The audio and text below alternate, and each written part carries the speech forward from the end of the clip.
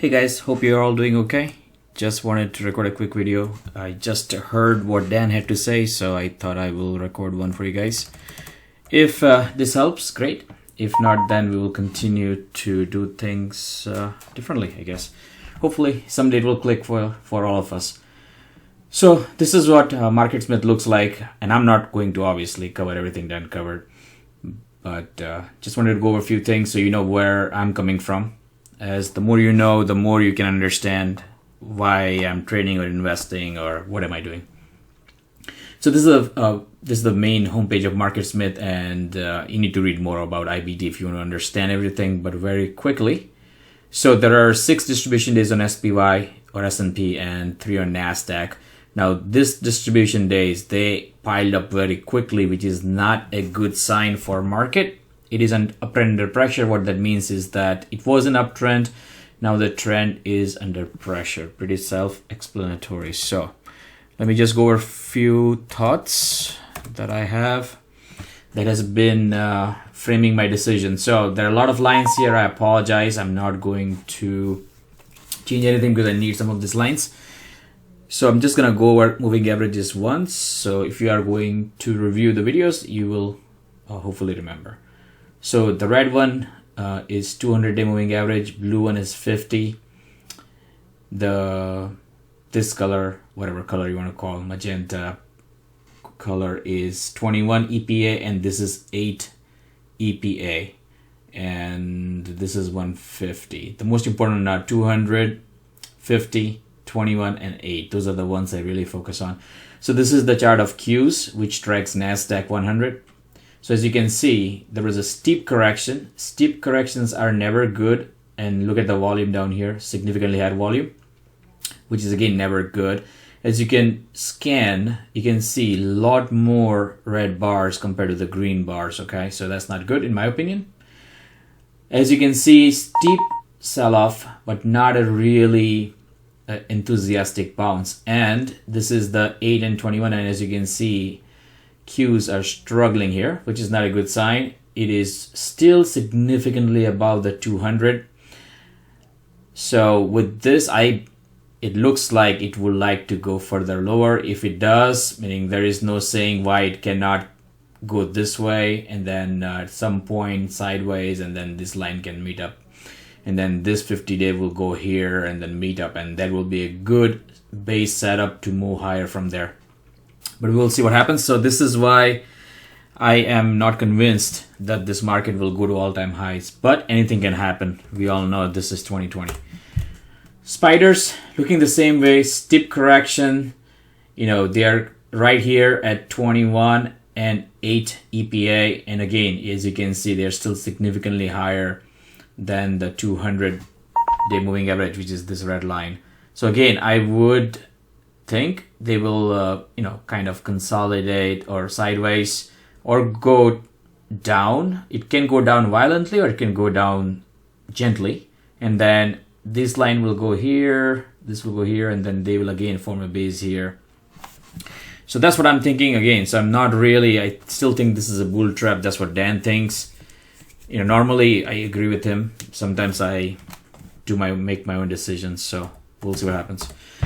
Small cap is looking positive, and if you read my messages and if you remember, I was telling you guys that small cap was looking really good, and that is the reason it cost me almost 30 grand, almost few percentage points on my portfolio, because I was not able to pull the trigger on a lot of my winners.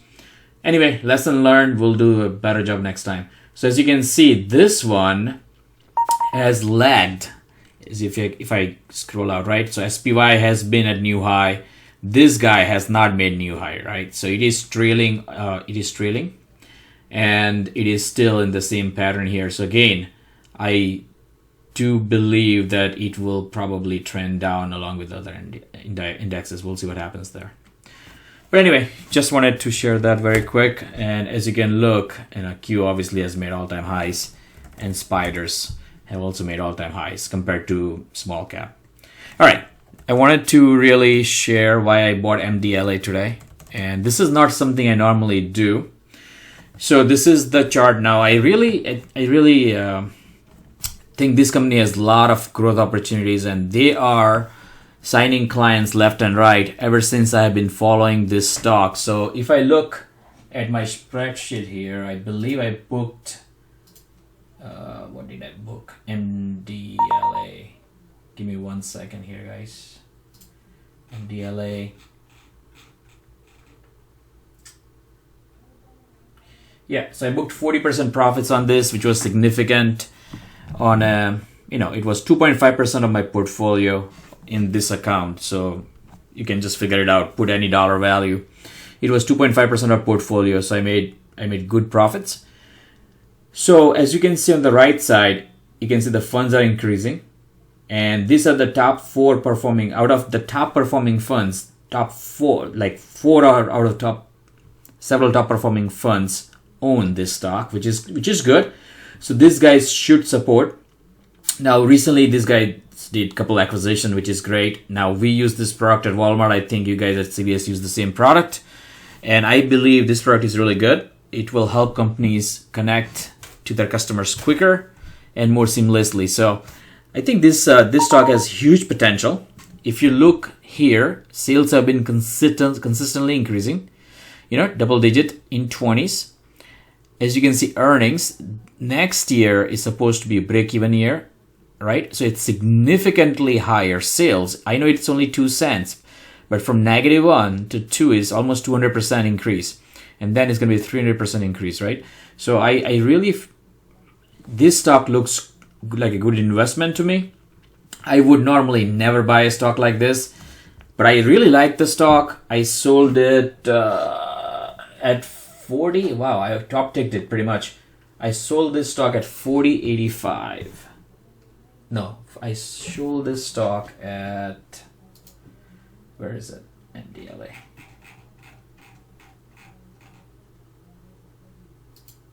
38.03. So I almost top ticked the stock, which obviously now is not the goal.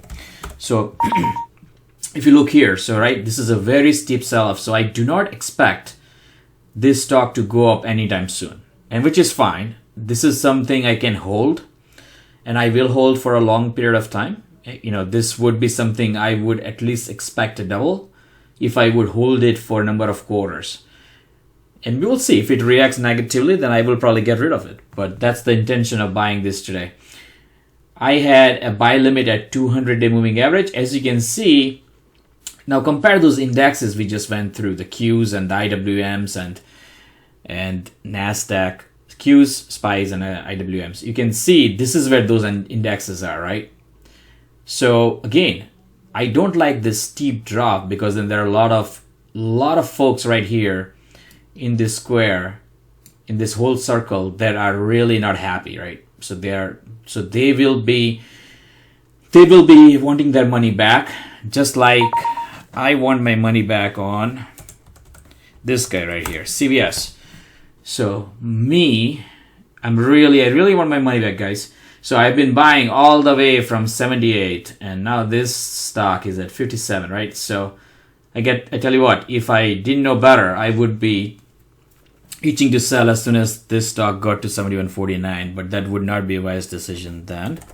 All right, let's go back to MDLA. So that's the reason I bought this. So again, I'll be holding this for a while. Again, this is not something I do. This is not how I really buy a stock. Just so that you know, this is not my kind of buy. I will go through that process in another video.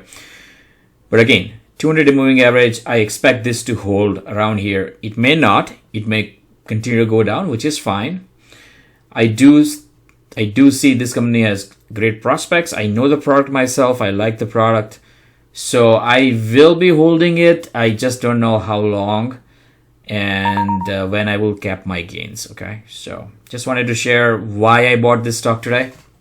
And then I would like, obviously I like to share before I do things, if time permits. But as you guys know, it's really hard to get everything done after working a full day at work.